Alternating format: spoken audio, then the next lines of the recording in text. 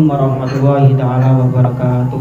Waalaikumsalam warahmatullahi wabarakatuh. Saya ceritakan satu cerita terakhir daripada pembahasan ini, yaitu cerita Barseso.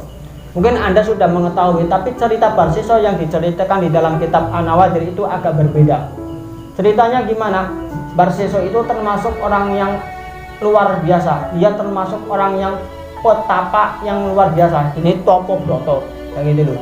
Dia orang petapa yang luar biasa. Suatu ketika ada seorang raja mempunyai putri yang cantiknya luar biasa. Putri itu tidak ada yang berani memegang, bahkan melihat pun tidak ada yang berani. Bahkan raja pun ini takut, seumpamanya putri saya beranjak dewasa, ini saya takut nih putri saya digodain oleh orang lain kayak gitu loh.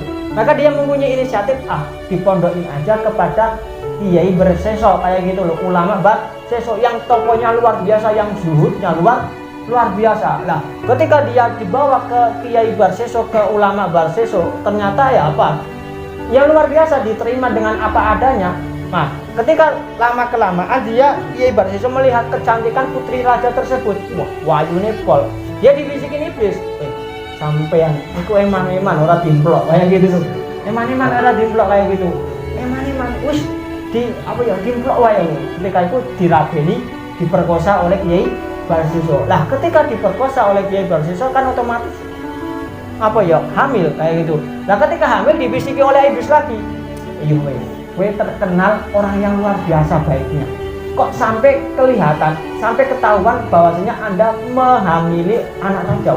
Pasti sampean kelihatan orang buruk banget kayak gitu. Maka bunuh aja kayak gitu supaya nggak ketahuan. Terus habis bunuh kubur aja. Terus bagaimana kayak gitu kata Kiai Barseso yang ngomong kepada iblis, yang iblis itu menyamar menjadi orang yang soleh kayak gitu loh. Kata iblis, ya enak, tinggal sampean bunuh, habis bunuh dikubur aja. Ntar ngomong ke orang tuanya, ke raja tersebut, anaknya meninggal di sini, selesai, kelar kan, kayak gitu loh. Dia turutin, dibunuh. Putri raja tersebut ketika udah dibunuh dikubur. Nah, ketika sudah dikubur, ternyata iblis itu mewujudkan sebagai orang yang alim, datang ke raja tersebut, ngomong ke raja, anak Anda itu dibunuh, bukan mati dengan apa adanya. Kok Anda bisa tahu? Saya tahu. Kalau nggak percaya, coba sampai gali kuburannya. Kalau di dalam ada janinnya, maka dia dibunuh oleh Barseso itu sendiri. Kayak gitu. Maka raja tersebut kembali ke tempatnya Barseso dan menggali kuburan anaknya. Ketika digali kuburannya, ternyata ketika dibelah perutnya ada janinnya. Maka Barseso dituduh menghamili dan membunuh daripada putrinya itu sendiri. Maka Barseso itu disalib. Ketika disalib, iblis datang, sampean enak toh disalib kayak gitu. Kata iblis, ya memang seperti ini, sampean harus mengikuti saya. Kalau terakhir ini nggak mengikuti saya, sampean akan mati konyol kayak gitu loh. Maka ketika itu ya udah, saya mengikuti Anda.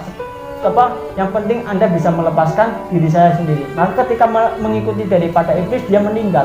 Maka matinya itu karena mengikuti iblis, dan dia karena mengikuti hawa nafsu. Maka kita itu berhati-hati dalam untuk mengikuti hawa nafsu. Saya pribadi itu masih banyak mengikuti hawa nafsu, karena memang sulit manusia itu terhindar dari hawa nafsu.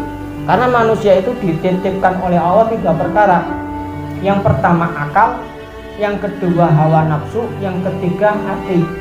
Ketika akal tersebut merajai daripada badan kita, maka kita akan menggunakan rasio yang ketika tidak sesama dengan rasio, kita akan tolak. Contoh, Allah ada enggak? Enggak ada, Allah itu enggak kelihatan itu.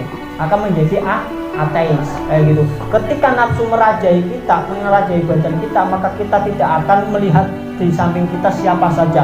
Akan kita amplok, akan kita tendang kayak gitu. Tapi ketika hati sanubari kita itu merajai tubuh kita, badan kita, maka kita akan melaksanakan perkara yang baik. Nafsu dan akal akan terkalahkan. Tidak menggunakan akal tapi menggunakan hati nurani.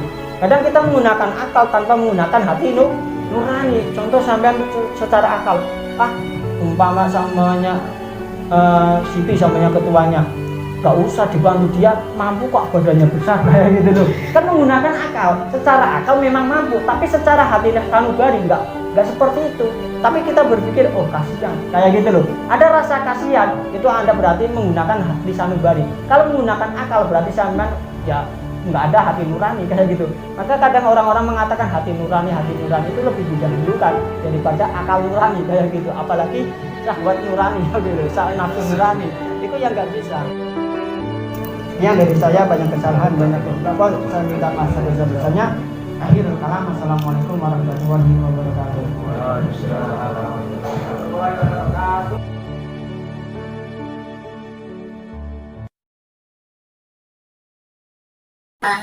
Thanks for watching. Like dan komen ya. Dan jangan lupa di subscribe. Matur suwun.